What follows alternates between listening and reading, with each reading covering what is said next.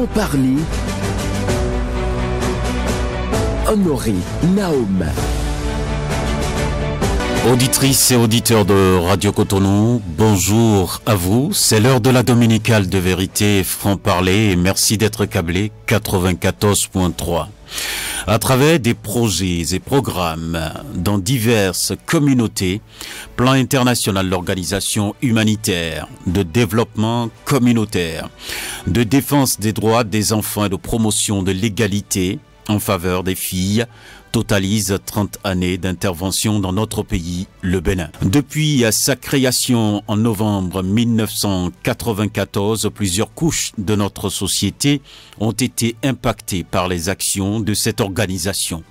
Pour atteindre ses objectifs, Plan International Bénin s'est appuyé sur d'autres organisations nationales. Témoignage sera fait sur cette émission qui aborde approche, résultats, défis, enjeux et perspectives de Plan International Bénin. Pour la circonstance, je reçois deux invités pour vous. Monsieur Roger Bakary, directeur national de programme et d'influence par intérim à Plan International Bénin. Bonjour à vous. Bonjour. Et je reçois aussi Madame Josapha Hitometor Wikou, directrice de parrainage à Plan International Bénin. Bonjour à vous également.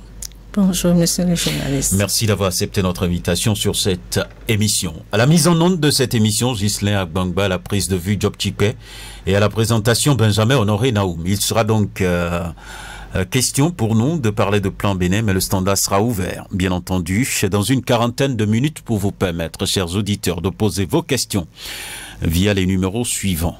Et vous avez compris, les numéros ont changé un tout petit peu. 01 40 11 17 18 ou le 01 50 52 52 73. Vous pouvez aussi déposer vos questions via notre numéro WhatsApp 01 50 52 52 73. À nouveau, bonjour à vous, chers invités. Et j'attaque avec vous, monsieur Roger Bakary. Combien d'années déjà à Plan International Bénin? Bonjour, monsieur Naoum. Oui. Cela nous fait déjà 12 années. 12 années. De travailler au service des communautés pour ce qui nous concerne personnellement. Je précise que vous êtes le directeur national de programme et d'influence par intérim à Plan International Bénin. Je peux savoir votre mission? Qu'est-ce que vous faites à Plan International? À cette position, nous nous attelons à assurer la coordination générale de la conception et de la mise en œuvre donc, des programmes et des projets de l'organisation, sans oublier la dimension mise en œuvre, implémentation donc de notre stratégie d'influence. C'est notre mission donc au sein de l'équipe en tant que directeur national. Vous êtes rentré à Plan International avec ce titre ou bien vous avez déjà fait un parcours? Nous avons fait du parcours. Nous sommes entrés à Plan en 2012 en tant qu'assistant en charge de suivi et évaluation. D'accord. Et par la suite, nous avons occupé la position de coordonnateur de programme. Et plus tard, donc une année suivante, donc nous sommes devenus ce que nous appelons directeur de bureau de programme et d'influence pour être aujourd'hui donc en train d'assurer l'intérim du directeur national de programme et de l'influence. Vous y plaisez bien à Plan International? Bien, monsieur Naoum, c'est une mission. Je vous vois en pleine forme là. Tout à fait. Ça veut dire que c'est rentable? Oui, c'est rentable, tout comme on l'est également la mission de l'organisation, donc au service des plus vulnérables. D'accord. Donc vous prenez du plaisir vraiment à Plan International Bénin? C'est une mission, c'est de l'engagement derrière. D'accord. Merci beaucoup à vous pour cette précision. Madame Josapha Hitometor Wikou, j'espère que je prononce bien. Oui, c'est Hitometor Wikou. Hitometor Wikou. Voilà. Je vais y arriver, je vais faire l'effort. Alors, ça vient de quelle localité, ça? Hitometor, c'est Grand Popo. Grand Popo. Oui, en fait, c'est... C'est une belle région, hein, oui, d'ailleurs. Vraiment. Au bord de la mer et tout ça. Oui. Ça fait plaisir. Ouais. Combien d'années déjà à Plan International Bénin? À Plan International Bénin, j'ai commencé en 1996. Ok, 2 ans après, c'est ça? 87, oui, 2 ans après. 2 ans après l'installation. Oui. Mais dis donc, vous avez fait du chemin là. Voilà. Vous n'avez pas cherché à trouver mieux, c'est ça? Non, c'est pas que j'ai pas cherché à trouver mieux, mais c'est parce que les objectifs du plan international Bénin et sa mission convient tout à fait à ce que moi je veux. Et ça, j'adhère totalement à ce que Plan Bénin fait et c'est pourquoi je suis restée pendant toutes ces années. D'accord. Alors, vous êtes directrice de parrainage à Plan International Bénin. C'est pour quel rôle? Oui, mon rôle à Plan International Bénin en tant que directrice de parrainage, c'est de faciliter les relations entre nos enfants que nous appelons les enfants parrainés et les personnes de bonne volonté qui résident dans les pays donateurs, faciliter une très bonne relation pour que ces enfants-là puissent quand même être épanouis. Et à travers ce parrainage également, nous mobilisons des ressources qui nous permettent de réaliser des projets, programmes dans les communautés de ces enfants parrainés. Donc nous pouvons dire que le parrainage également c'est un outil de mobilisation des ressources et qui nous permet de mobiliser assez de ressources pour les enfants pour lesquels nous sommes là. D'accord. Vous y plaisez bien hein, parce que fait quand même 28, ça fait 28 ans. Oui, ça fait bien sûr 28 ans. Donc 2 ans de la retraite, c'est ça? Ou bien vous ne prenez pas de retraite là-bas? Et oui, bien sûr. Bien sûr.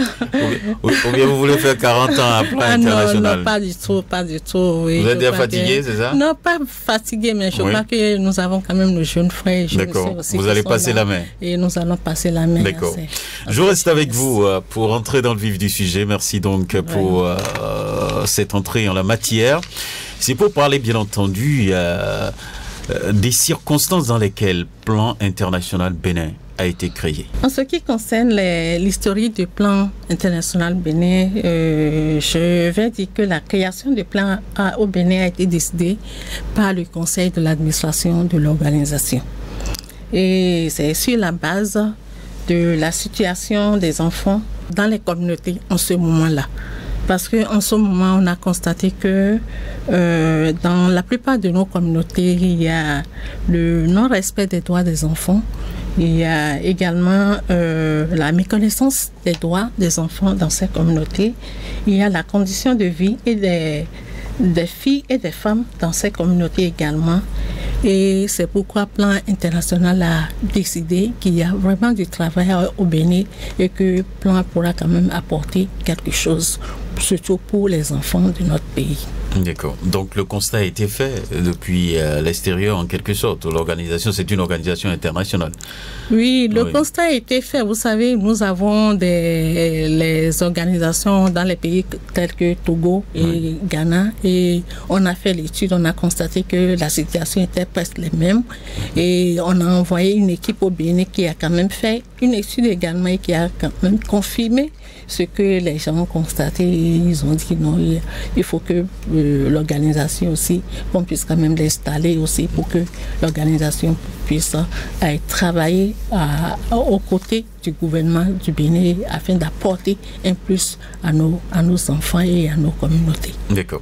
Alors, Monsieur Roger Bakary, est-ce que vraiment cette illustration présentée par Madame Hito Emeto, est-ce que c'est ça qui a d'ailleurs motivé votre adhésion à Plan International Bénin, c'est ça? Ouais. Parce qu'elle dit très bien qu'il y avait du boulot à faire. Et c'est ça qui a favorisé donc la création de l'institution au Bénin. Évidemment, la décision donc d'une organisation comme la nôtre de s'installer dans un pays n'est pas une décision qui se prend au pif, mais en réalité tient compte d'un certain nombre de contextes.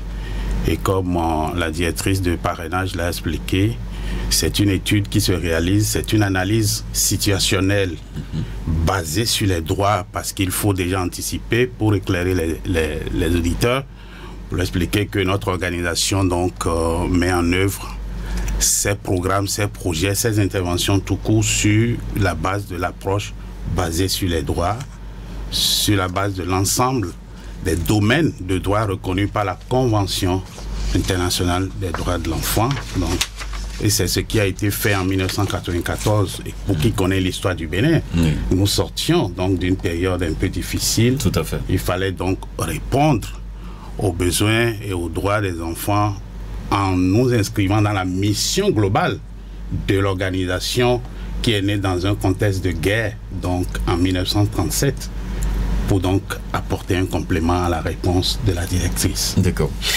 Je reviens à vous, Madame la directrice du parrainage à plan international Bénin, pour dire, mais est-ce que c'est pas important de faire un zoom un tant soit peu sur les objectifs de départ? Oui, bien sûr, c'est très important de faire ce zoom sur les objectifs de départ. Oui. Plan international en 1994, quand il s'est installé au Bénin, l'un des objectifs de plan, c'est de bâtir un ancrage communautaire.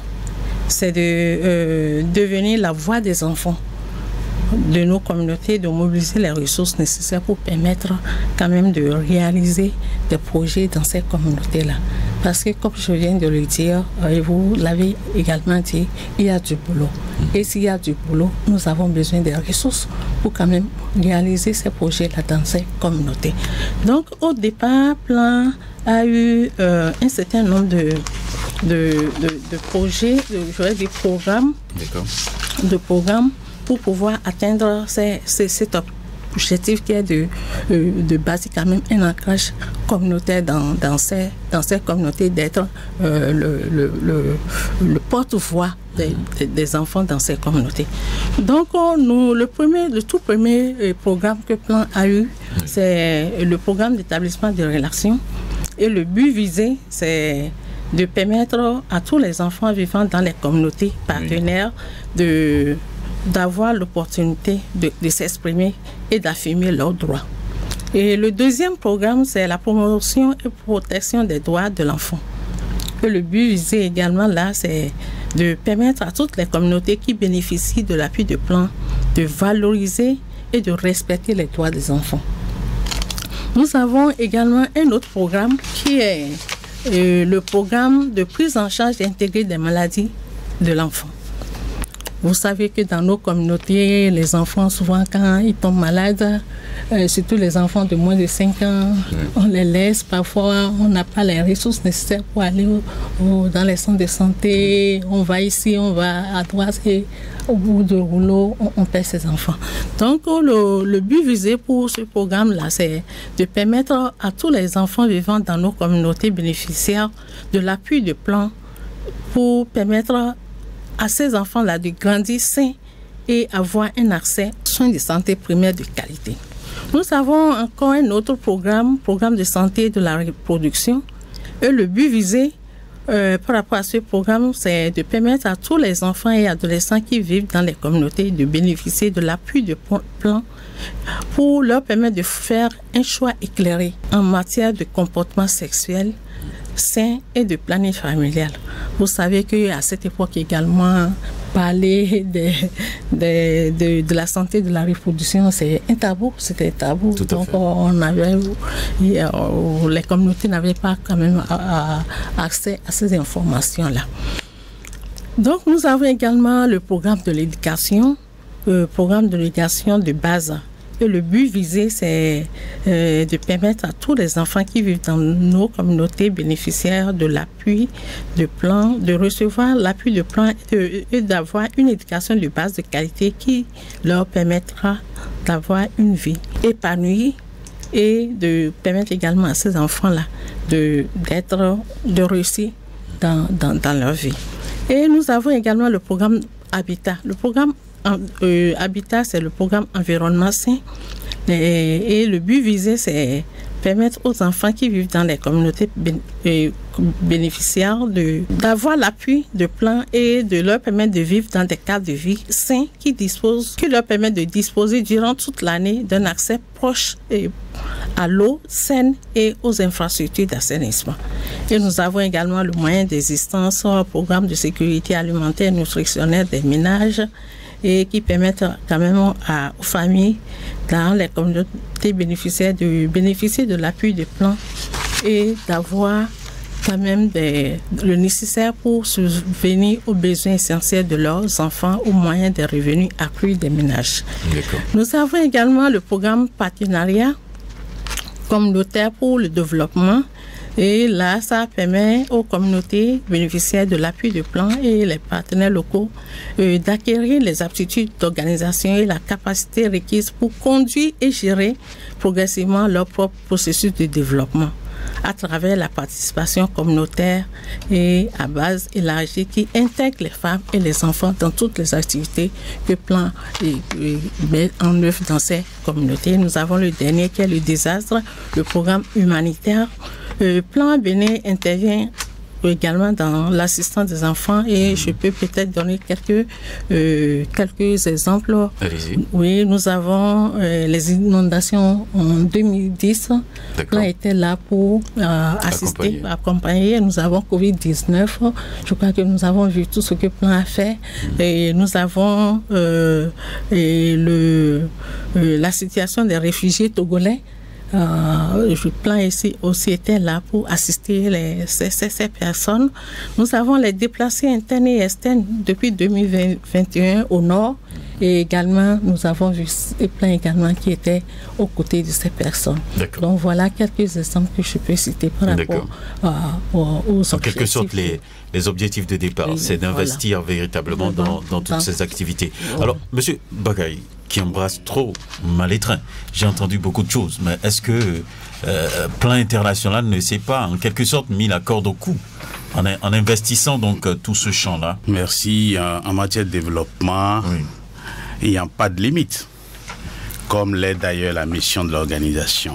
Je vous ai expliqué tout à l'heure que la motivation de notre organisation en 1994 à s'installer au Bénin, comme dans d'autres pays cités par la directrice de parrainage, émanait de ce que notre sous-région était donc dans une situation où, sortant donc de la crise économique et de tout ce que nous avons connu dans les années 90, il fallait donc soutenir les efforts des gouvernements en ce moment.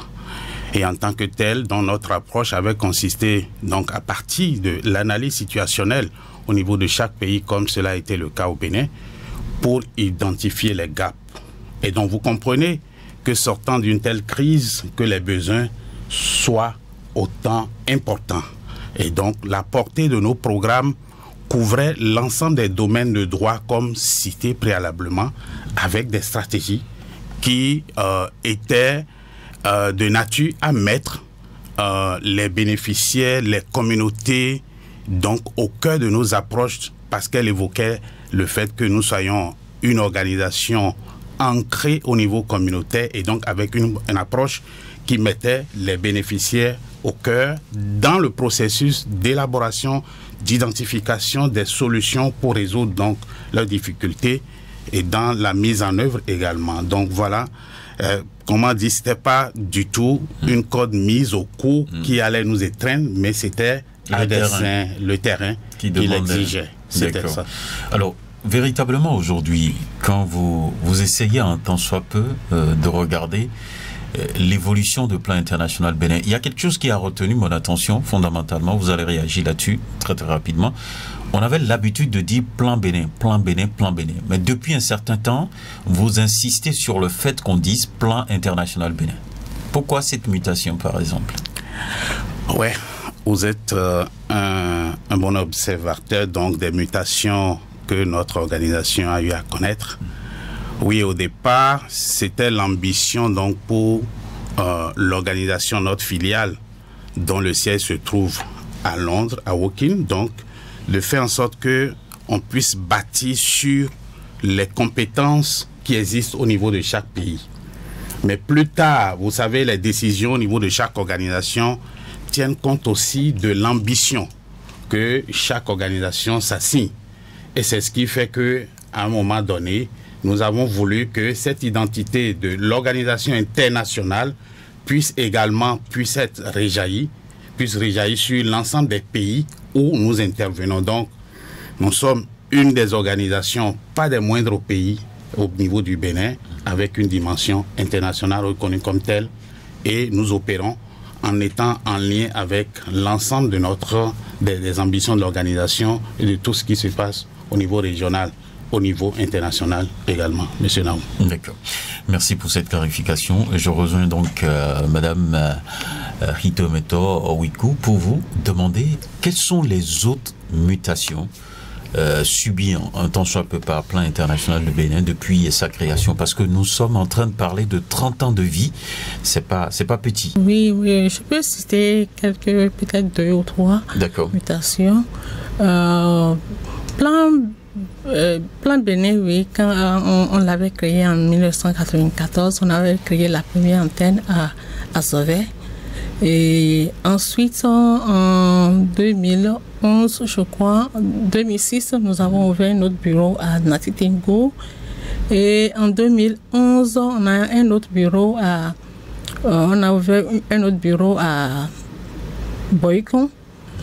Mais en 2014, je crois, 2014, nous avons fait une première fusion entre le bureau de Boycon et le bureau de Kofo. Okay. Donc, c'était la toute première mutation que nous avions eue. Donc, au lieu de 3 bureaux, en ce moment, nous avons eu 2 bureaux sur le terrestre, c'est-à-dire le bureau du Nord et le bureau de Boycon, qui en fait était la fusion entre le bureau de Koufo et le bureau de Boycon. Et au même moment, nous avons créé notre bureau national à Cotonou. La deuxième mutation également, c'est la fusion entre Plan International Bénin et l'ex-ONG Bonne Fondaine. Et c'était en 2018. Bonne Fondaine, c'était une organisation de parrainage également. Et je crois au niveau international, il y a eu des... Donc vous avez avalé?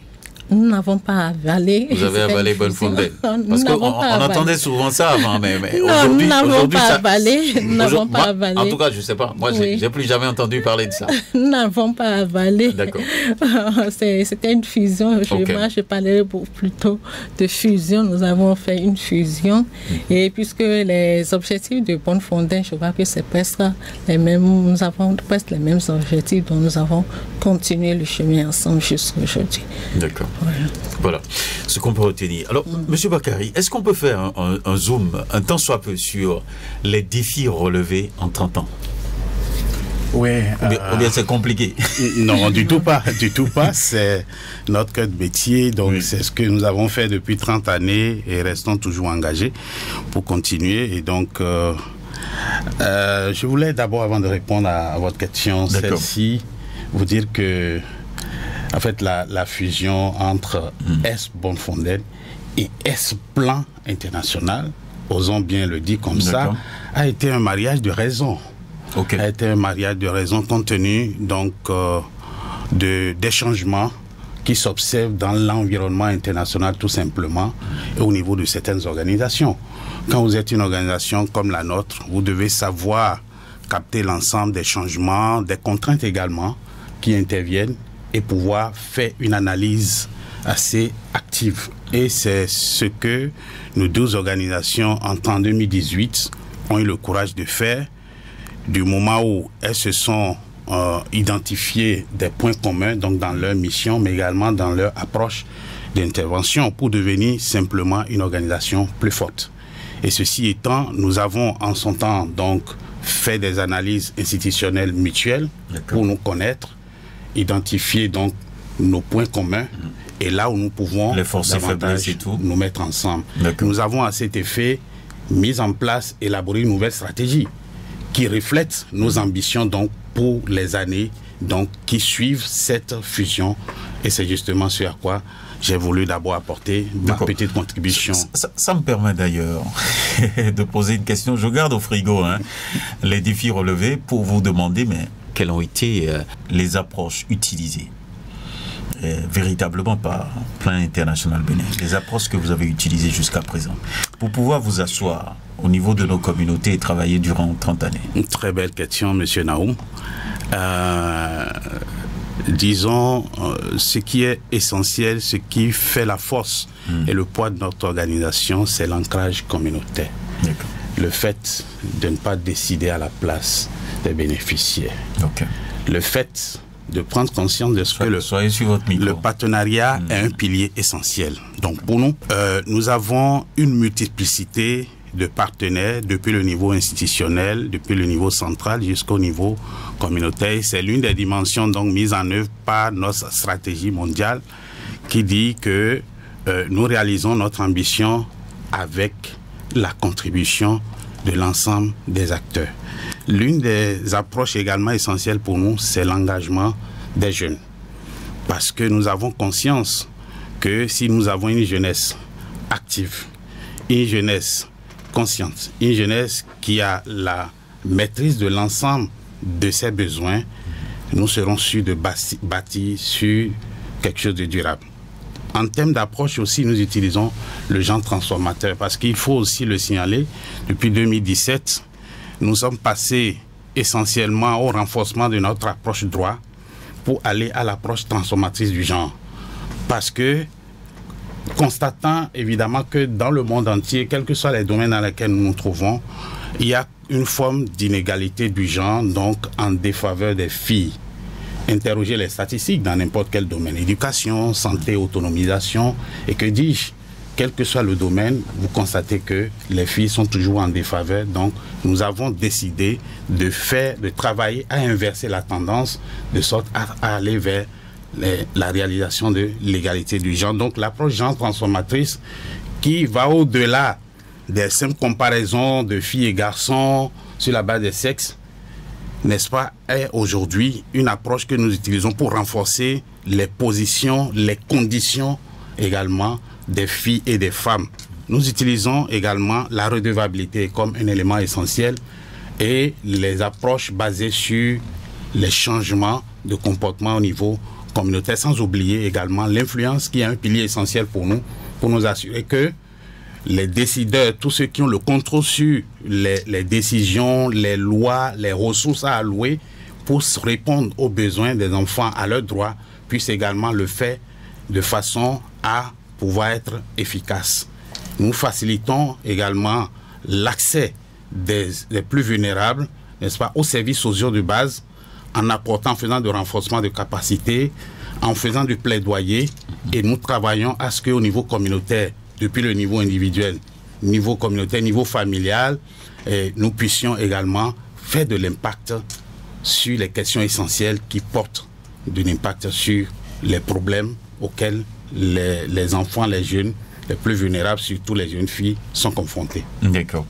Alors, Madame Hitometo, je demandais tantôt, bien entendu, à M. Bakary, quelles ont été les approches et stratégies à plan international Bénin. Je voudrais bien vous entendre sur la notion du genre. Quels sont les efforts, quelles sont les stratégies que vous avez eu à mettre en place, par exemple, pour véritablement promouvoir les filles et défendre leurs droits comme cela se doit dans nos communautés? Merci beaucoup pour cette question.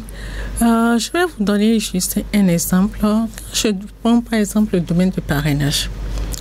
Vous savez que dans nos communautés, quand vous allez dans les communautés, vous demandez par exemple, vous voulez enrôler les enfants, qu'est-ce que les parents disent? Voici mon garçon, enrôlez mon garçon. C'est ça. Et ce que nous avons fait à plan international, c'est que nous leur avons expliqué, nous allons prendre la fille. Pourquoi prendre la fille? Parce que ça va permettre à la fille de rester à l'école. Okay. Au moins finir l'école primaire. Et cela ne veut dire que les garçons ne vont pas bénéficier des actions de plan. D'accord. Et nous avons dans les autres projets également, nous travaillons beaucoup avec les filles, mais nous expliquons à leurs frères garçons également de les accompagner. Okay. Parce que si nous avons, si les garçons sont avec les filles, les accompagnent, je crois que les filles pourront vraiment atteindre leurs objectifs. Mais lorsque nous écartons les garçons et que nous renforçons les capacités des filles seules, alors je crois qu'on ne peut pas vraiment atteindre les objectifs. Donc vous avez joué sur tous les tableaux? Tous les tableaux. D'accord. Pour que les filles puissent quand même on puisse vraiment atteindre cet objectif de genre transformationnel. D'accord. M. Bakary l'a dit. D'accord, merci. Alors, je reviens sur ma question sur les zooms. On va essayer de faire un zoom sur les défis relevés en 30 ans. Parce que vous avez célébré, hein, il paraît, avec beaucoup de faste. Ah oui, nous avons célébré, nous continuons de célébrer. Vous avez fait une marche et après il paraît que vous avez aussi beaucoup mangé. C'est ça? C'est vrai? Beaucoup mangé, non, c'est un peu péjoratif, monsieur le journaliste. Mais nous avent permis à tous ceux-là, d'ailleurs, que nous remercions. Oui. Tous les partenaires étaient rassemblés. Nous commençons d'ailleurs par le gouvernement, de la place, le gouvernement qui était franchement représenté. Donc, à nos côtés, pas 3 ministres, les systèmes des Nations Unies, les organisations internationales sœurs, les organisations de la société civile, nos partenaires, les organisations de jeunes surtout, nous insistons, les organisations de jeunes, que dis-je, tous les collègues que nous remercions et tous ceux-là que nous appelons les partenaires, les alliés qui étaient à nos côtés, étaient là. Et donc, c'était une très belle fête qui a commencé, comme la collègue l'avait déjà expliqué, le 19 déjà, au niveau du Nord, de notre antenne du Nord, qui a continué le 20 au niveau de notre antenne de notre bureau de Boïcon et d'Adjoun. Et l'apothéose a été donc réalisée le 29 avec une marche sur 5 km, une marche franchement qui a donné la preuve que nous ne sommes pas seuls et que la complémentarité, le partenariat sont des éléments essentiels dans notre approche, et qui a abouti au niveau de l'esplanade du Palais des Congrès avec la présentation des œuvres qui montrent l'impact que nous avons réalisé dans les différents domaines qui sont les nôtres, donc qui ont été appréciés. Et dans la soirée donc de ce 29, ça a été une soirée de reconnaissance où le gouvernement donc nous a délivré une lettre de félicitations pour la mission, la contribution que nous avons faite. Et donc, vous nous demandiez tout à l'heure quels ont été les défis relevés. Les défis peuvent être classés par 3 ordres. Au niveau organisationnel, vous savez, c'est pas aisé. Il y a des organisations, ce n'est pas de la discrimination que nous connaissions depuis 1994, mais qui n'existe plus au Bénin.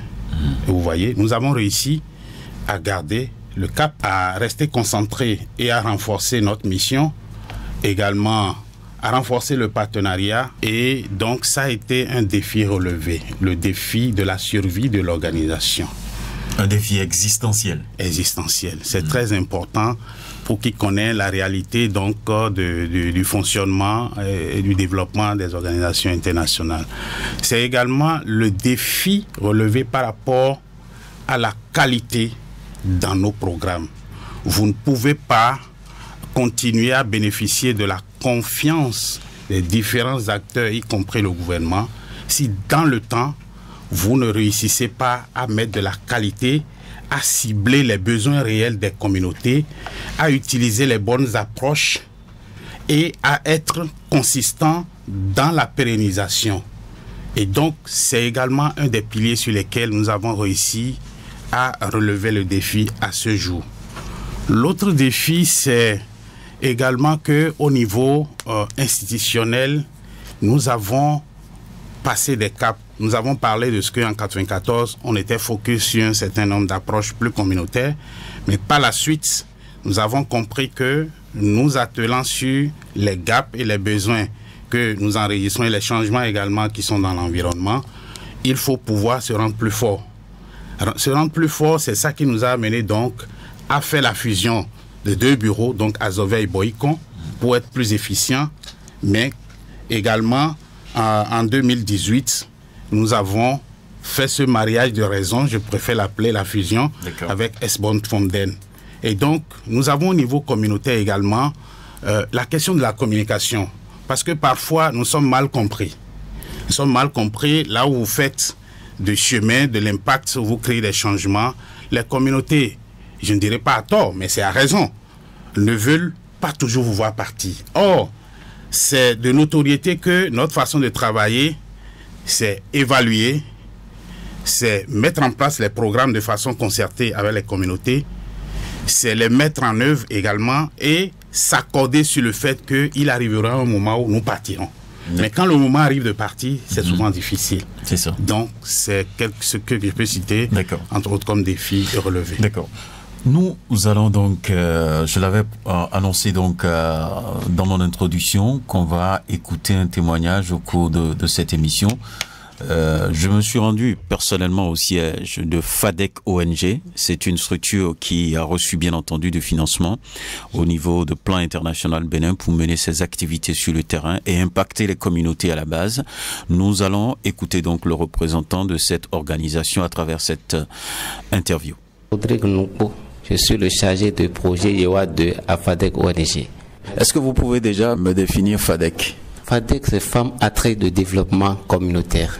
Merci d'accepter cet entretien. La première question que je vais vous poser, c'est concernant les domaines dans lesquels vous avez été sollicité pour travailler avec Plan International Bénin. Les domaines dans lesquels nous avons travaillé avec Plan International Bénin sont entre autres l'influence à travers l'auto-organisation des jeunes. Il y a la sécurité et le bien-être à travers la santé sexuelle de la reproduction des adolescents et jeunes et l'autonomisation des jeunes à travers l'employabilité et l'entrepreneuriat. Aujourd'hui, avec l'auto-organisation des jeunes, nous avons pu mettre en place plus de 144 associations de jeunes qui aujourd'hui sont bien capacitées et qui mènent vraiment des activités. Ces associations aujourd'hui, les membres sont capables, ils sont engagés dans le développement de leur communauté, ils sont engagés dans l'influence, ils sont engagés dans le plaidoyer, ils défendent aujourd'hui leurs droits en matière de santé de la reproduction, en matière de l'employabilité, de l'entrepreneuriat dans les communautés. C'est des jeunes aujourd'hui qui aujourd'hui ont obtenu des places au sein des instances de décision. Ils participent aux réunions communales dans les communes. Ils arrivent au moins à collaborer avec les structures étatiques de leur localité. Ils les impliquent dans les activités. Ils ont cette facilité aujourd'hui d'aller négocier et obtenir gain de cause auprès de ces autorités. Le regroupement de ces associations aujourd'hui fait que certains d'entre eux aujourd'hui sont financement autonome parce qu'ils organisent des AGR au sein de ces associations. Eux-mêmes, AGN, ça veut dire activités génératives de revenus. Au sein de ces associations. Également, ils organisent des tontines ou des épargnes. On appelle ça les associations de jeunes pour l'épargne et le crédit dans les associations. Et ce regroupement au sein des associations leur permet d'octroyer des petits prêts à différents membres qui les permettent de faire aussi des activités générales individuellement pour pouvoir faire un peu de l'argent et se souvenir également à leurs besoins. Ces jeunes aujourd'hui également, je peux dire qu'ils collaborent efficacement avec les structures étatiques. Ils arrivent à élaborer des plans de travail pour leur association et ils mobilisent des fonds pour pouvoir mettre en œuvre les activités inscrites dans leur plan de travail. Aussi, ces jeunes que nous avons mis en place, ces associations aujourd'hui, ils mobilisent des fonds pour soutenir également les enfants orphelins, les enfants vulnérables dans les communautés. Je donne le cas d'Agbaïnzou, de Zapota, où le réseau a mobilisé de l'argent pour soutenir 20 enfants, filles vulnérables et orphelins. Ils les ont renforcés, les ont formés et mettent des kits à la disposition de ces enfants orphelins et vulnérables là. Donc, ce que je peux dire par rapport à la première thématique. Deuxième thématique concerne la santé de la reproduction. Nous avons formé, mis en place la père éducation. Nous avons formé plus de 254 pères éducateurs, dont 127 filles. Et ces pères éducateurs aujourd'hui aident leurs camarades, leurs semblants, leurs pères, leurs frères et sœurs dans les communautés à un changement de comportement parce qu'ils font des sensibilisations. Ces pères éducateurs aujourd'hui également, ils collaborent eux-mêmes avec les agents de santé que nous avons formés également. Nous avons formé aussi plus de 80 agents de santé dans les communes d'intervention à Gbanzo, Djidja et Sapota, où ces agents de santé formés, ils offrent vraiment des services de qualité à ces jeunes-là. Et les pères éducateurs que nous avons formés orientent les jeunes après sensibilisation vers les centres de santé. Et ces jeunes bénéficient des services offerts par ces centres-là. Aujourd'hui, ces jeunes, avec les pères éducateurs, aujourd'hui, ils collabore avec les agents de santé et périodiquement, ils organisent des réunions avec ces agents de santé. Ils font les réunions de planification et ces agents de santé viennent les appuyer également dans les communautés, voir ce qu'ils font dans les communautés et aussi les aident également à éclairer davantage leurs cibles sur les différentes thématiques sur la santé de la reproduction. Ces jeunes aussi, dans les centres de santé, nous avons pu mettre les jeux dans ces centres de santé qui attirent ces jeunes-là. Et grâce à ces jeux mis en place dans les centres de santé de Zakota et quelques arrondissements d'Agbenzo et Djidja, ces jeunes arrivent à fréquenter ces centres de santé. Quand ils viennent dans le centre de santé aujourd'hui, et à travers ces jeux-là, ils profitent pour pouvoir bénéficier des services de santé de la reproduction. Toujours dans le volet santé de la reproduction, nous avons également dans les collèges, les centres de formation professionnelle, mis en place les comités de veille pour pouvoir aider aussi les participants ou bien les usagers de ces collèges également à bénéficier et réduire un peu toutes les violences auxquelles ces usagers, les élèves font objet dans les centres de formation professionnelle et les collèges. Ces comités aujourd'hui sont vraiment fonctionnels. Nous avons plus de 20 comités, un comité dans chaque centre de formation professionnelle et les collèges. Et ça s'anime, ils mènent bien leurs activités et ils contribuent vraiment à la réduction des violences des cours que les professeurs font aux élèves également. Et aujourd'hui, nous avons également une réduction de ces pratiques dans les collèges parce que les directeurs d'école aussi, ils en témoignent. Également, toujours dans ce volet-là, nous collaborons avec les leaders religieux qui sont impliqués, qui ont pris vraiment ce travail-là. Pour ils nous aident aussi dans les communautés pour lever un peu les boulots d'étanglement ou les résistances par rapport à la planification familiale. Également, c'est idées religieuses traditionnelles nous aident beaucoup, mais vraiment ces activités dans les couvents, dans les lieux de culte également. Et lorsqu'on les invite aussi pour des séances également, ils viennent. L'autre élément aussi qui est vraiment important que je dois souligner, c'est la mise en œuvre dans les ménages, l'approche intrafamiliale, sous-dessus la personne qui a le parent-enfant, ou ces parents que nous avons capacité, que nous avons amené à travers des outils que nous appelons le cahier de défis. Ils mettent vraiment ces activités dans leur ménage et aujourd'hui, ça favorise vraiment l'harmonie, l'ambiance, la confiance dans les ménages aujourd'hui. Donc, ce qui concerne la santé de la reproduction. Dans le troisième domaine, qui est l'employabilité et l'entrepreneuriat, là, nous avons accompagné plus de 145 jeunes entrepreneurs qui ont bénéficié des kits. Ces jeunes entrepreneurs ont été identifiés avec leur collaboration avec les structures déconcentrées de l'État, la mairie, tout ça. Il y a un comité qui a été mis en place qui ont identifié ces jeunes. Et ces jeunes aujourd'hui, les fonds qui ont été mis à leur disposition aujourd'hui, ces jeunes émergent. Nous les avons formés sur différentes thématiques, la gestion d'une entreprise, comment élaborer un plan d'affaires et obtenir le financement. Donc, ils ont vraiment été formés et les kits d'impulsion, les kits de démarrage ont été mis à leur disposition. Donc, ils sont dans le domaine de maraîchère et agroalimentaire, il y a l'artisanat, il y a aussi l'énergie solaire également. Et nous les avons capacités. Les 145 sont répartis dans ces différents domaines. Également dans l'entrepreneuriat, ces jeunes aujourd'hui, nous les avons amenés à travers l'éducation financière et ils collaborent avec les institutions financières et ils sont accès au crédit. Donc il y a plein de jeunes aujourd'hui. Maintenant, nous avons plus de 200 jeunes qui ont bénéficié des crédits auprès de ces institutions financières et qui mènent réellement leurs activités. Et ils émergent. Nous avons vraiment des témoins, des jeunes qui ont vraiment émergé. Ils ont des chiffres d'affaires dans leurs entreprises. Il y a aussi le volet, j'ai parlé tout de AGEC, Association de jeunes pour le crédit et l'épargne. Plus de 21 millions déjà été mobilisés par ces jeunes-là. Et cet argent, ils font des prêts et des intérêts pour aider également leurs membres. Les primo-demandeurs, par exemple, c'est faire ces caisses-là et vont pour bénéficier des prêts pour pouvoir financer les différentes activités. Dans ce volet aussi, il y a un système que nous avons mis en place avec les maires, collaboration avec les mairies aujourd'hui, qui fait que les mairies aujourd'hui, ils organisent avec l'accompagnement du programme FADEC et Plan, leur collaboration, ils organisent les journées de l'entrepreneuriat dans les communes aujourd'hui par le biais de FADEC et de Plan international. Donc voilà un peu ce que je peux dire par rapport aux différents domaines, les impacts.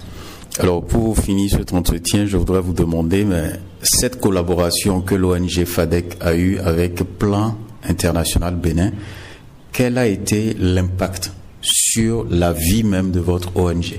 La collaboration avec le plan international Bénin a eu vraiment un impact sur la vie de l'ONG. Aujourd'hui, je peux vous assurer que l'ONG est vraiment à un niveau très élevé en matière de gestion, en matière d'organisation, en matière d'organisation institutionnelle, en matière d'organisation, dans le domaine de la comptabilité. Il y a vraiment une amélioration. C'est grâce à Plan International Bénin que nous avons amélioré la gestion à l'interne, nos procédures, les différentes politiques aussi, politique de sauvegarde de l'enfant, politique de fraude, tout ça. Nous avons vraiment amélioré tous ces documents. L'impact également est de côté que ça nous a amené à avoir notre plan stratégique de l'ONG qui est amélioré aujourd'hui. Nous avons un plan de jeunesse également qui est amélioré. Le plan nous a renforcé dans plusieurs domaines qui a fait aujourd'hui que l'ONG est vraiment à un niveau vraiment très élevé, qui a vraiment un impact positif sur l'ONG. L'ONG est capable aujourd'hui d'aller vers d'autres bailleurs pour pouvoir vraiment capter des financements. Merci beaucoup. Je vous en prie. Voilà. Vous avez suivi donc ce partenaire sur le terrain qui a présenté un peu le tableau de l'impact de vos actions, bien entendu, sur les communautés, sur les organisations non gouvernementales au plan national qui accompagnent, bien entendu, Plan Bénin. Quelle est votre réaction, Madame Hitometo? Parce que dans une minute, je vais donner la parole aux auditeurs qui vont vous poser des questions, mais je voudrais donc recevoir vos réactions sur cette interview avant de donner la parole aux auditeurs. Oui, merci, monsieur le général. Il vous a bien vendu? Oui, moi, je pense que c'est vraiment c'est une fierté d'entendre tout ce que l'ONG a dit sur Plan. C'est ça.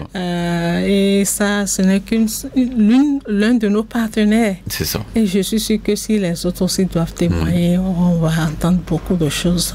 Donc, je passe par je peux vous dire que j'ai essayé de contacter d'autres organisations sur le terrain. C'est vrai, il y a eu un problème de calendrier et donc il y a d'autres qui étaient sur le terrain, qui étaient sur des missions, donc j'ai pas pu. Mais j'ai pu donc arracher quelques mots au niveau de FADEC ONG. Donc vous êtes totalement en phase. Oui, c'est une fierté. D'accord. Je passe par ce canal quand même pour dire merci à ce partenaire aussi qui fait beaucoup de choses sur le terrain. Et à toutes les communautés, les jeunes gens avec lesquels ils travaillent. D'accord. Réaction, M. Bakary? Donc c'est une fierté pour nous d'entendre ce témoignage et c'est aussi un des mécanismes de feedback pour nous, pour voir un peu comment est-ce que nous évoluons. Il faut dire en termes d'impact aussi, vous aurez l'occasion de tendre le micro aux jeunes bénéficiaires directement dans les communautés. D'accord. Il fallait qu'il y ait une des ONG de mise en œuvre, donc une des ONG partenaires, pour comprendre que dans divers domaines, ce que nous appelons les domaines d'impact pour nous, je veux dire l'éducation inclusive de qualité, je veux dire l'employabilité, l'entrepreneuriat des jeunes, je veux dire la capacité des jeunes à pouvoir être des acteurs, n'est-ce pas, au niveau de leur communauté, des acteurs de changement, également dans la santé sexuelle et de la reproduction, pour ne pas oublier aussi la protection sensible aux jeunes, le développement de la petite enfance. Donc, c'est des domaines dans lesquels nous avons eu à faire du chemin grâce également à l'appui de ces ONG.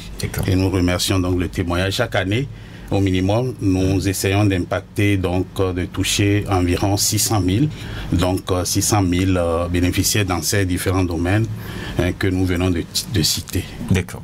Merci beaucoup à vous. On va donner la parole aux auditeurs qui vont certainement poser les questions et après ça, on reviendra au plateau pour répondre et faire quelques compléments dans la mesure du possible. On a quelqu'un en ligne. Bonjour. Oui, monsieur Naoum, bonjour. À qui avons de l'honneur?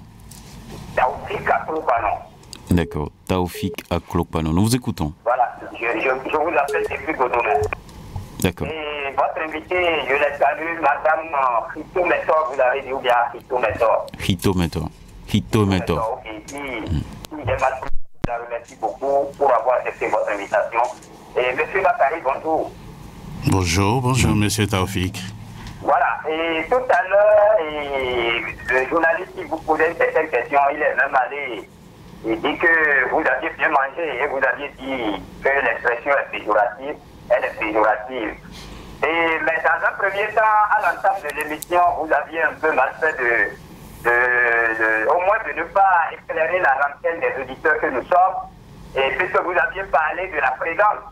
Et lors de cette célébration des 30 ans de naissance de Plan, vous aviez cité qu'il y a des ministres, pas des moindres, ils étaient plus de 3 à être présents, les Nations Unies étaient présents, Et vous avez cité aussi d'autres structures internationales. Mais dans un premier temps, vous devriez quand même le dire parce que et si le Bénin ne s'est pas entre-temps ratifié à une telle convention relative aux droits de l'enfant, je crois que le plan Bénin ne pouvait pas exister au Bénin. Et cette convention, elle a été bien adoptée par l'Assemblée des Nations Unies le 20 novembre 1989, ce que vous devriez normalement donner comme truc là aux auditeurs, ce qui n'a pas été fait, mais je vous remercie parce que ce n'est pas facile de venir expliquer de telles choses à la population que nous sommes, parce que vous savez, 75% est analphabète. Je remercie beaucoup la dame. Elle a tenu bon parce que venir là, M. Honoré Naoum, il n'est pas un journaliste qui va manger tous les piments dans votre bouche. Ouais, mais il a des questions vraiment solides, chaque fois quand les gens viennent. Je déteste les statistiques pour les invités. Maintenant, pour en finir, M. Honoré Naoum, parce que... Allez-y rapidement, s'il vous plaît. Oui, nous n'étions pas à la présence de cette fête. Oui. Si vos invités, ils ont des documents, des annales, des brèvières dans lesquelles le droit des enfants a été retracé du début de cette affaire. Moi, je profite de cette émission et je demande cela.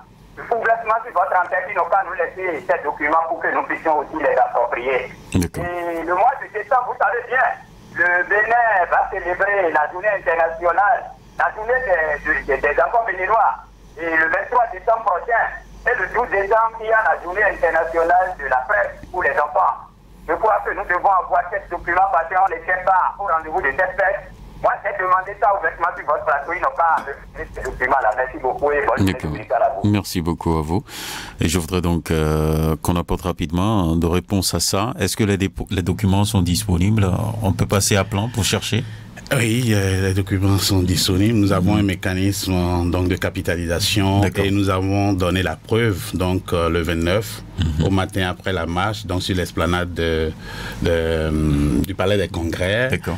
Il y a des invités qui étaient là, qui sont passés, même des curieux, qui sont partis avec des documents qui ont vraiment donné les évidences sur les impacts de nos actions dans les domaines que nous avons cités.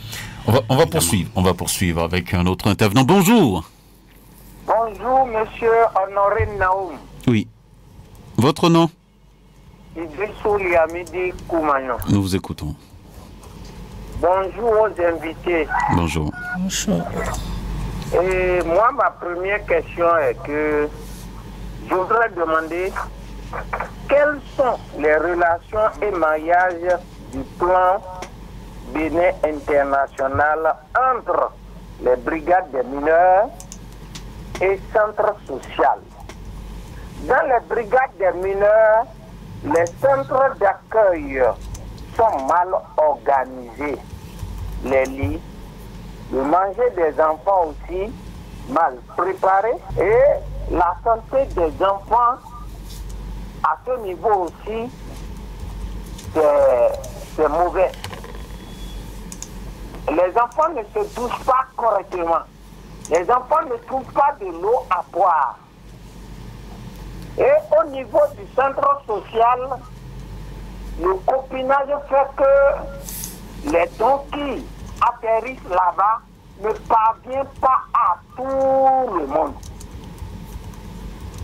Je voudrais demander quelle est l'organisation du plan Bénin international à ce niveau. Vous avez parlé de FADEC tout à l'heure. FADEC n'est pas le seul ONG au Bénin. Quelles sont vos relations avec les autres ONG? La collectivité, quelle est votre relation avec la collectivité et communauté béninoise?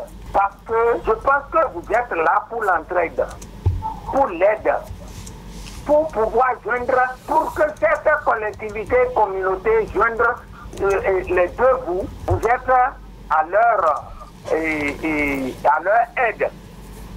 Et bientôt maintenant, Noël des enfants. Noël des enfants, est-ce que vous êtes bien préparés parce que nos enfants préparent cette fête correctement avec des cadeaux? Est-ce que vous avez des cadeaux qui vont atteindre tous les enfants béninois du nord jusqu'au sud, de l'est à l'ouest. D'accord. Merci beaucoup à vous, Monsieur Liamidou Koumayon. Vous avez tellement de questions, merci.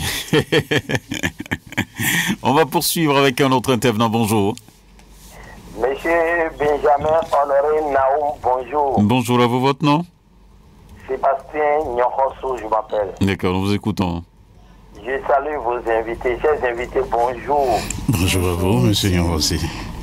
30 ans dans la vie d'une association, c'est beaucoup.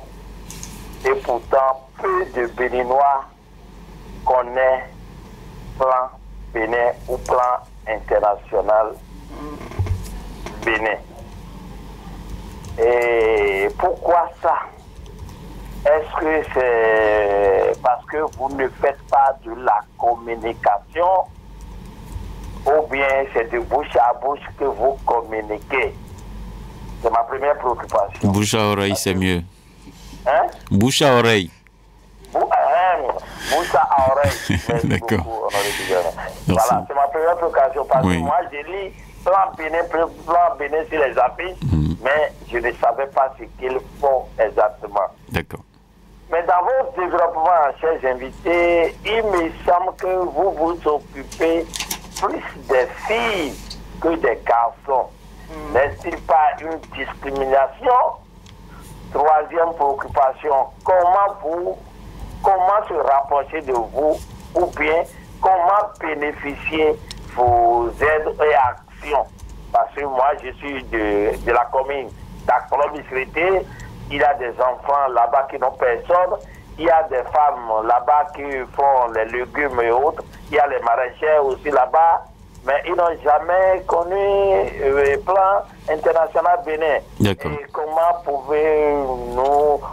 ils peuvent se rapprocher de vous et bénéficier de vos actions? D'accord. Voilà, c'est quelques propositions. Merci beaucoup à vous, Sébastien Nyonrosso, pour votre passage ce matin sur Radio Cotonou et sur l'émission Franc Parler. Auditeur en ligne, bonjour. Bonjour, monsieur Naoum. Oui, votre nom? Roger Chaou. D'accord, nous vous écoutons. Je voudrais vous saluer aussi aux invités. Oui. Je vous remercie d'avoir instauré ce débat-là. Oui. Et je voudrais faire deux petites questions. D'accord. Question de professionnel, c'est ça, hein? Peut-être. Cher doyen, si je dois me dire, si je dois parler en ces termes. Merci pour l'honneur. Merci beaucoup. Je voudrais savoir si depuis leur installation au Bénin, où récemment ils ont déjà pu mener des actions en faveur des personnes handicapées, et surtout des enfants. Deuxième question, qu'est-ce qu'ils peuvent faire pour accompagner les OPH, c'est-à-dire les organisations des personnes handicapées, en vue de la vulgarisation de la Convention internationale des droits des personnes handicapées? Qu'est-ce que vous pouvez faire? Indiquez-nous les canaux pour que nous puissions nous rapprocher de vous. D'accord. Merci beaucoup et bonne journée. Bonne journée à vous, cher doyen Roger Chaou, pour votre passage ce matin à l'antenne. Je l'ai bien précisé, c'est une question ou bien des questions de doyen de la profession. Merci beaucoup à vous. Et nous allons donc prendre le tour dernier. Quelqu'un n'est plus là. Ok, on revient au plateau déjà pour commencer à répondre aux questions. Et nous attaquons bien entendu avec Taofika Klopano. Je crois qu'il est bien au parfum des actions de plan international Bénin. Madame Hiteo Mentor, il a parlé de la convention que vous avez manqué d'oublier.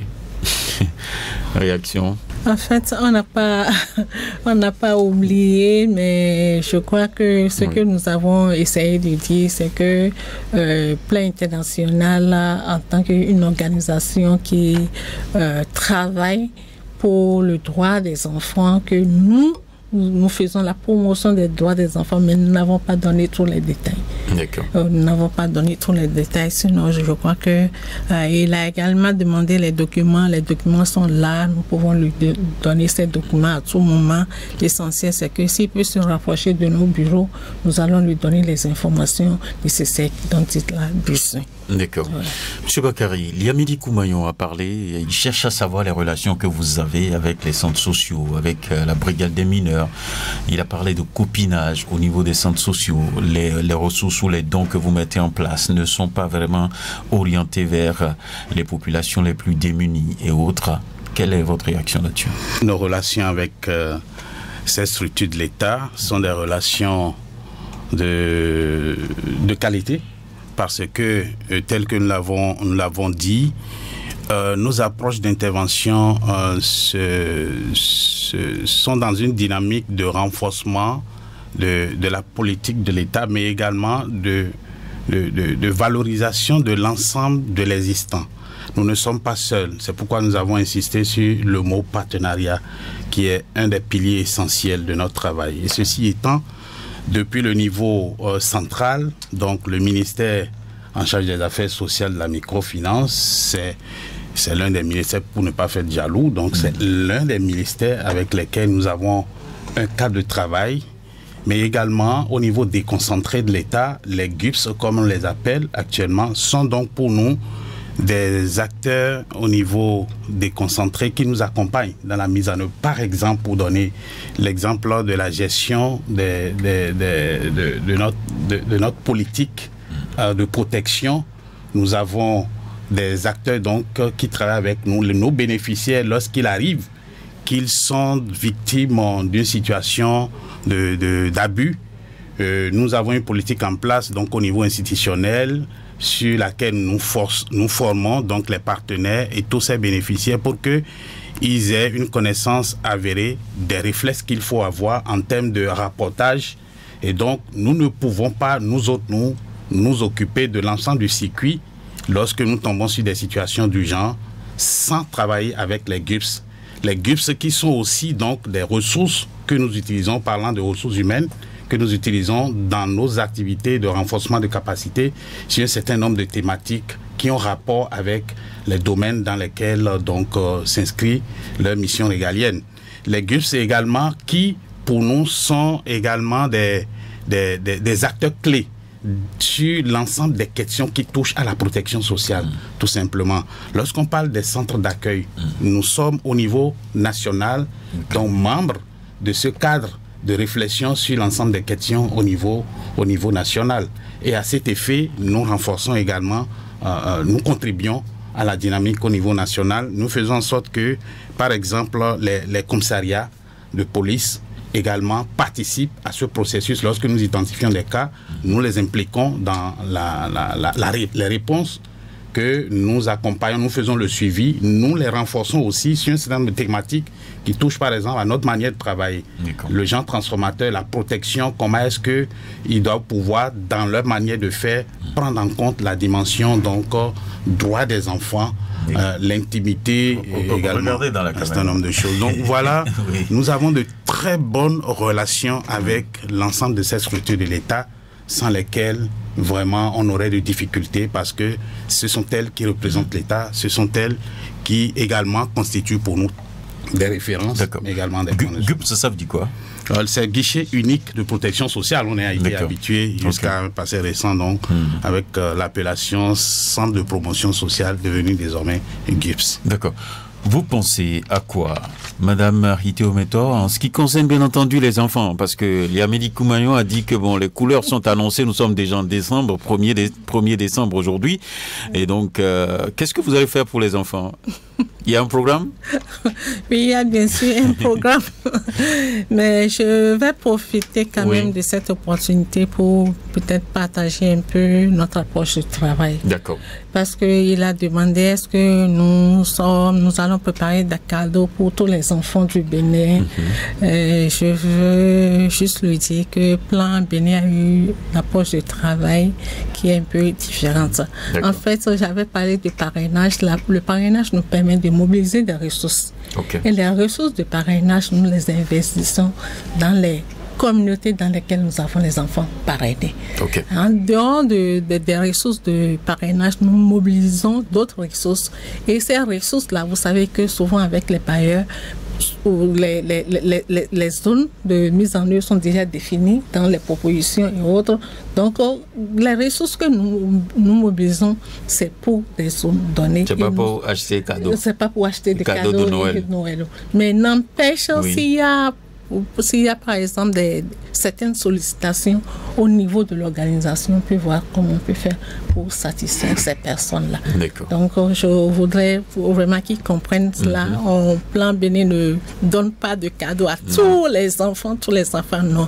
Nous avons des programmes que nous, dès le début de l'année, il y a déjà ces programmes-là qui sont là et nous mettons en œuvre. Et s'il y a des organisations qui viennent nous voir ou bien des personnes qui viennent nous voir, nous voyons dans quelle mesure on peut satisfaire ces personnes. D'accord, merci beaucoup à vous. Merci. Monsieur Bakary, et à Sébastien Rossou qui a dit que pour lui, il n'avait pas la capacité de mieux comprendre un tant soit peu ce que Plan International Bénin fait. Est-ce que vous-même vous reconnaissez reconnaissons que vous avez péché un peu en termes de communication. Vous n'avez pas donc donné plus de visibilité à Plan International Bénin. Est-ce qu'il a raison de le dire? Nous sommes un dimanche. Oui. Et quand nous évoquons le péché, bon voilà, donc... oui, mais c'est un feedback positif que nous encaissons, mais nous voudrons quand même éclairer la lanterne des auditeurs pour dire que nous avons bien au sein de notre organisation un département en charge de la communication et des relations extérieures. Et à ce titre, nous avons nos pratiques. Si cela a été dit dans un contexte communautaire, nous sommes bien connus. Les gens nous connaissent. Mais c'est peut-être comment utiliser les différents canaux qui existent. Nous avons des relations avec les organisations professionnelles, donc des médias, qui nous accompagnent dans la communication. Dans le cadre de la mise en œuvre de nos activités communautaires aussi, nous organisons beaucoup d'activités donc avec les médias. Nos activités sont couvertes, mais nous enregistrons cela comme étant un besoin, comme étant une demande. Maintenant, il faut créer peut-être un programme dédié aux médias, où vous collectez un peu de ressources pour financer donc vos activités au niveau des médias. Monsieur Naoum, cela existe déjà et je crois que je puisse... Vous allez augmenter la cagnotte? Et pourquoi pas, puisque la communication n'a pas de prix et donc c'est ce qui nous facilite la visibilité, mais également apporte de réponses à l'insatisfaction en termes d'information au niveau des auditeurs. Merci beaucoup. Alors, Madame Hito Mentor, toujours Sébastien Yonrosso nous dit plus d'action en faveur des filles. Est-ce que ce n'est pas de la discrimination? Ce n'est pas de la discrimination. Peut-être je peux dire discrimination positive qui nous permet d'atteindre un certain nombre d'objectifs. D'accord. Je l'avais expliqué tantôt. Par exemple, quand nous voulons affilier, par exemple, les enfants, nous prenons les filles. Pourquoi? Parce que pour que la fille puisse rester à l'école. Et cela ne veut pas dire que le garçon ne va pas bénéficier de nos activités. C'est ça. Donc, dans les autres projets également, c'est pareil. Nous voulons, nous travaillons avec les filles pour que les filles puissent évoluer, pour que les filles puissent atteindre un certain nombre d'objectifs, mais les garçons aussi sont inclus. Et je vais même parler également d'un autre projet où nous avons l'habitude de travailler avec les maris. C'est un projet pour les femmes, mais nous travaillons également avec les maris. Parce que c'est un projet dédié aux femmes, mais vous embarquez les époux dedans. Nous embarquons également les époux. Oui, parce que si nous travaillons seulement avec les femmes, les hommes peuvent dire oui, qu'est-ce que vous êtes en train de dire? Vous êtes en train de faire ceci, cela. Mais lorsque les deux sont bien informés, lorsqu'ils sont au même niveau d'information, je crois que ça va nous permettre de mieux atteindre nos objectifs. Donc c'est garçons et filles, c'est une discrimination positive qui nous permet d'atteindre les objectifs pour les filles et pour les garçons. D'accord. Donc, on ne doit pas dire fondamentalement que vous abandonnez les garçons. Non, pas nous n'abandonnons pas du tout. Vos actions sont orientées vers les deux couches. Alors, comment bénéficier des actions de Plan International Bénin? C'est l'une de ces questions également, Sébastien Yonrosso. Pour les organisations qui ne collaborent pas avec vous actuellement, comment on peut rentrer en contact avec vous pour... Oui, nous avons une approche de partenariat, donc qui décline que tout le monde est ouvert. Chaque jour, nous recevons, disons, je ne dirais pas des milliers, nous recevons des demandes, en tout cas, aussi bien au niveau de notre direction nationale. Et vous favorisez les amis, c'est ça? Du tout pas, alors. Appelant, ce mot-là n'existe pas. Il n'a même pas sa place. Vous nous rassurez. C'est de la transparence. Et je crois que si vous allez au niveau communautaire, vous allez même avoir des témoignages. Il suffit simplement de nous écrire. Mais lorsque vous nous écrivez, nous analysons. Mais nous avons aussi une stratégie et surtout pour les 5 années à venir, qui va consister à faire des appels donc de façon ouverte, sur la base de nos besoins, de façon stratégique, et nous recevons les dossiers que nous analysons, et pour ceux qui sont éligibles, nous faisons en sorte d'aller faire une évaluation institutionnelle, sur la base de laquelle nous mettons en place un plan de renforcement de capacité, et désormais nous voulons des organisations fortes. Et nous sommes dans la perspective de la localisation. Ça veut dire désormais, plan voudrait envoyer plus de ressources, capaciter plus les organisations au niveau communautaire et se mettre dans une position stratégique de mobilisation de ressources, de leur transfert vers ces organisations, afin que, parce que c'est la tendance au niveau mondial maintenant. Les gens veulent des approches d'intervention qui coûtent moins cher, qui soient plus efficaces, qui donnent de l'impact assez rapidement. Et c'est dans cette perspective que nous sommes. Nonobstant cela, nous collaborons avec les organisations. Toute organisation qui voudrait, qui a un programme, qui demande un appui, nous analysons ces demandes et sur la base de nos moyens et de nos priorités également, nous sommes. Monsieur Nyonroso est à promisérité. Nous exécutons bien nos activités dans cette zone et je crois que le 29 dans la soirée, l'une de ses filles ou cousines ou parentes est venue d'Accro-Misrité, a été distinguée, a reçu un prix pour son savoir-faire dans le domaine de l'élevage des cailles. C'est une fille extraordinaire que nous avons accompagnée, qui aujourd'hui représente une de nos ambassadrices. Et nous en sommes fiers. Ok. Donc vous allez donner le contact, j'irai manger caille chez elle. Pourquoi pas. Pour poursuivre, Madame Roger Tchaou nous a dit ici, est-ce que vous avez des actions en faveur des enfants handicapés? Oui, bien sûr, nous avons des actions en faveur des enfants handicapés. Et même actuellement, nous sommes en train d'avoir de nouer un partenariat avec l'ONG internationale Handicap International, parce que nous ne sommes pas des spécialistes pour qu'on puisse mieux prendre en charge ces enfants-là. Et je crois, il a dit, qu'est-ce qu'on peut faire en faveur de ces personnes-là? Je crois que ce que nous pouvons faire, c'est échanger et voir ensemble ce que nous pouvons faire. Parce que les enfants handicapés qui sont dans notre base avec lesquels nous travaillons, nous avons la liste et c'est avec ces enfants-là que nous voulons faire ce travail avec l'ONG internationale. Donc dans votre base de données, il existe déjà des fichiers concernant donc les enfants portant un handicap. Voilà. Donc, il y a vraiment un travail que nous sommes en train de faire avec ces enfants. D'accord. Vous voulez ajouter quelque chose, M. Bagay? Évidemment, nous avons une approche inclusive et non discriminatoire.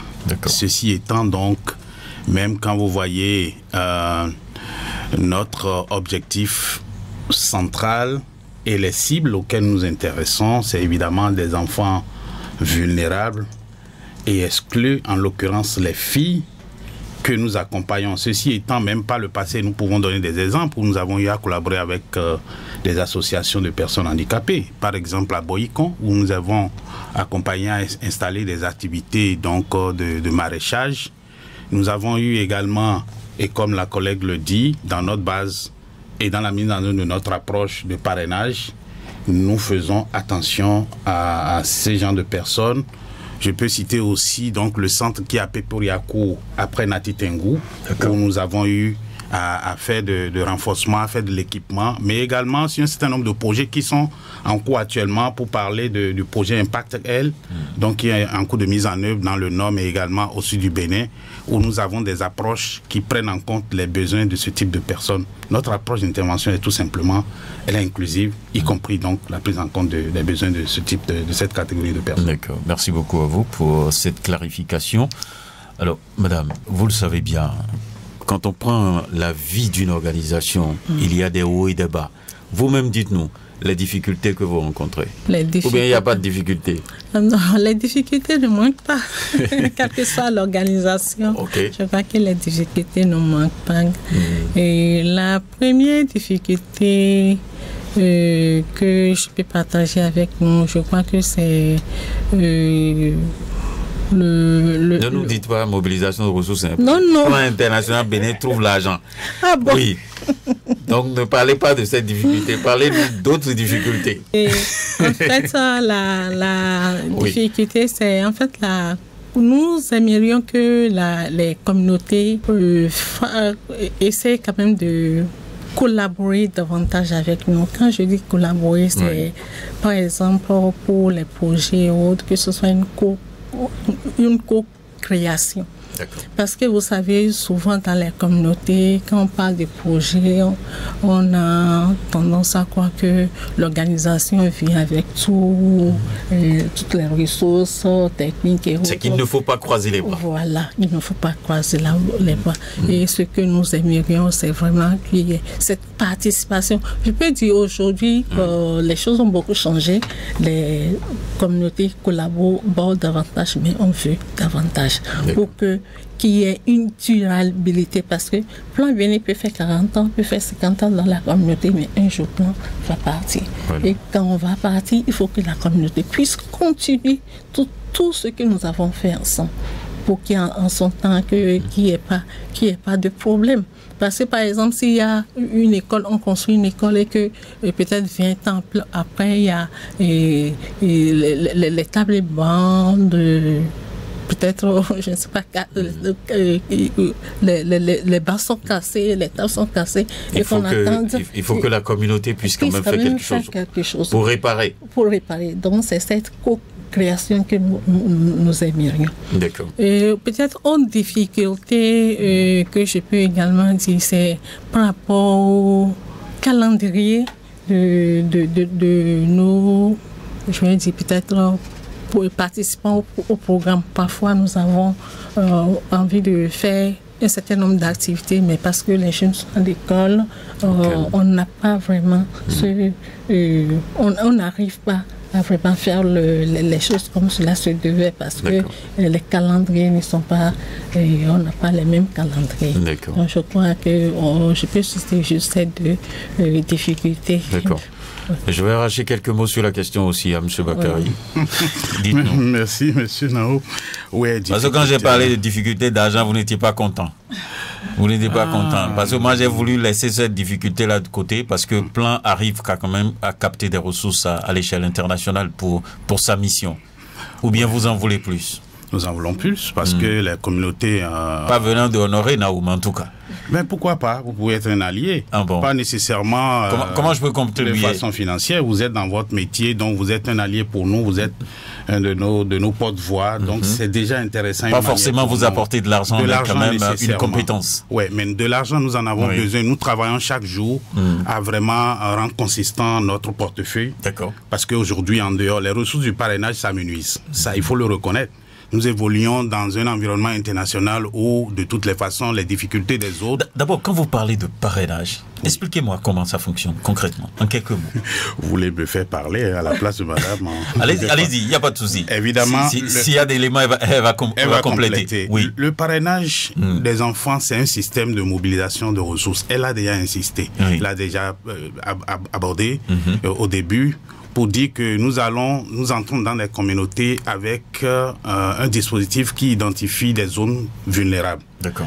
Où nous avons des enfants sur lesquels nous collectons un certain nombre d'informations. Okay. On leur fait le dossier. Nous envoyons à nos bureaux qui sont en Europe, qui cherchent des personnes de bonne volonté, qui acceptent et qui cotisent, qui envoient ces cotisations au niveau de notre siège. Cotisations donc réparties sur l'ensemble des pays de Plan, y compris le Bénin, en fonction de nos besoins. Ces enfants, une fois enrôlés, c'est le mot que nous utilisons, donc sont suivis. Nous avons des relations sont donc établies. Il y a des communications entre leurs parrains et ces enfants, et c'est un dispositif qui est vraiment organisé. Et il y a également, ils bénéficient d'un paquet de renforcement, d'un paquet minimum d'accompagnement. Également, au niveau de leur famille, nous répondons en temps réel en fonction de nos besoins et de notre politique. L'enfant parrainé est vu simplement comme un ambassadeur. Mais il bénéficie personnellement d'un minimum de paquets sur le plan de l'éducation. Nous leur donnons de fournitures. Nous sommes présents quand l'enfant est malade. Nous avons des conventions avec des hôpitaux qui les soignent gratuitement pour un certain nombre de pathologies. Et leur famille également bénéficie d'un paquet de renforcement de capacité pour être autonome et en mesure de répondre à leurs besoins. D'accord. Madame Joseph. Madame Hito Emeto, en fait, j'ai posé la question tout simplement parce que j'ai rencontré une fille en apprentissage et on m'a dit que la fille est placée par plan international. C'est pourquoi j'insiste véritablement sur la question.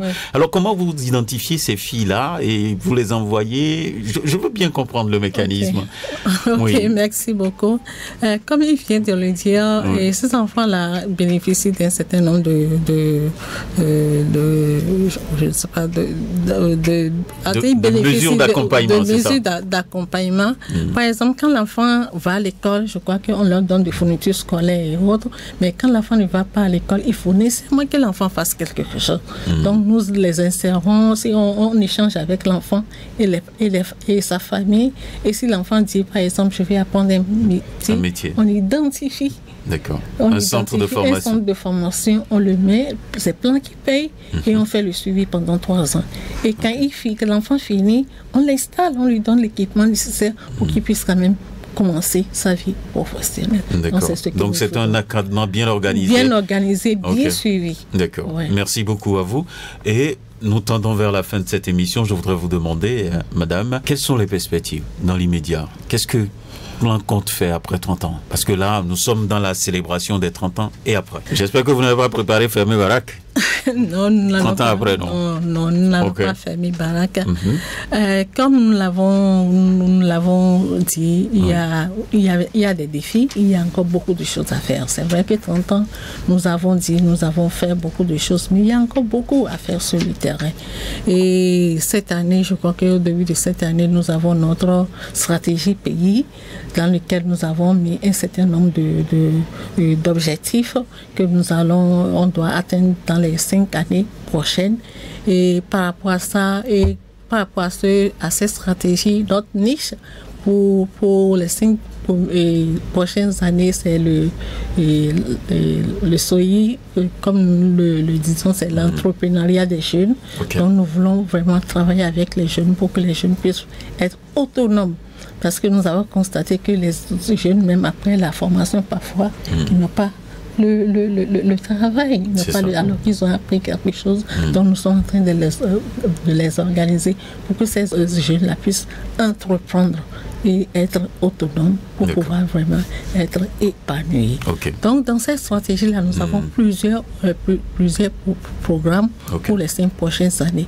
Et je vais également dire que par rapport à ces 5 prochaines années également, nous comptons également mobiliser beaucoup plus de ressources parce que la stratégie, pour cette stratégie-là, nous avons besoin des ressources financières pour pouvoir financer tout ce que nous avons dedans. Et comme il vient de le dire, les ressources de parrainage seules ne pourront pas suffire pour vraiment mettre en œuvre tout ce que nous avons mis dans cette stratégie-là. Donc nous avons besoin de capter beaucoup plus de ressources pour pouvoir financer cette stratégie-là. D'accord, merci beaucoup à vous. Alors, M. Roger Bakary, est-ce que vous avez quelque chose à compléter avant le mot de fin par rapport à l'ambition de Plan Bénin dès à présent? Ah oui, nous avons des ambitions dont la première, c'est déjà de continuer d'exister. Vous l'avez dit tout à l'heure.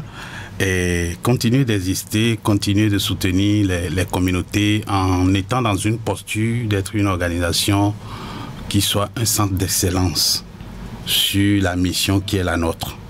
Travailler sur le pilier partenariat parce que notre mission, c'est de pouvoir renforcer donc les communautés, renforcer les partenaires, également donner de la visibilité au travail que nous faisons et beaucoup plus faire en sorte que la voix des jeunes, surtout donc l'engagement et le leadership des jeunes pour qu'ils deviennent des acteurs et des actrices citoyennes, ça compte énormément pour nous. Et comme la collègue l'a dit, pour les 5 années à venir, la question de l'employabilité de l'entrepreneuriat est au cœur, c'est la niche de notre plan stratégique pour les 5 ans à venir. Bien évidemment que nous continuons d'investir dans l'éducation inclusive de qualité pour aider l'État, pour accompagner l'État dans les questions de qualité, de maintien à l'école. Votre mot de fin. Mais également. Merci beaucoup. Nous remercions l'ensemble des acteurs qui nous ont accompagnés sur ces 30 dernières années, mais également le gouvernement. Au premier plan, les systèmes des Nations Unies, les ONG partenaires, toutes les organisations de la société civile, les hommes des médias, parce que tous ces efforts depuis 1994 n'auraient pas été possibles sans donc l'engagement de tous. Nous sommes déterminés, nous n'allons reculer aucunement devant les défis, devant les difficultés, tant que nous n'avons pas réussi à faire à repousser les barrières, les inégalités du genre. Merci beaucoup à vous, Madame Hito Emetor. Je voudrais aussi remercier tous les partenaires, le gouvernement, mais également le staff du Plan Bénin. D'accord. Parce que je crois que nous avons fait beaucoup de choses en 30 ans. Et si nous avons eu ces résultats-là, c'est parce que le staff est vraiment déterminé, engagé. Et ils ont quand même mouillé le maillot, comme on le dit. Ils ont fait beaucoup de sacrifices pour que nous puissions avoir ce que nous avons tous vu maintenant. Donc je remercie tout le monde, les responsables, le gouvernement, etc. Et je peux dire, et je profite également pour dire à tous les staffs et les partenaires, tout le monde, que nous sommes vraiment fiers d'eux. Merci. Merci beaucoup à vous, Monsieur Roger Bakary. Vous êtes directeur national de programme et d'influence par intérim à Plan International Bénin. Et Madame Josapha Hito Emetor Wikou, directrice de parrainage à Plan International Bénin. À nouveau, merci pour votre passage sur l'émission Franc Parler. Auditrices et auditeurs de Radio Cotonou, merci aussi à vous pour l'écoute et la participation. Était à la mise en onde de cette émission Ghislain Agbangba, à la prise de vue Job Chikpe et à la présentation Benjamin Honoré Naoum. Restez câblés 94.3 Radio Cotonou. Bonne suite d'émissions sur Radio Cotonou et bonne journée dominicale.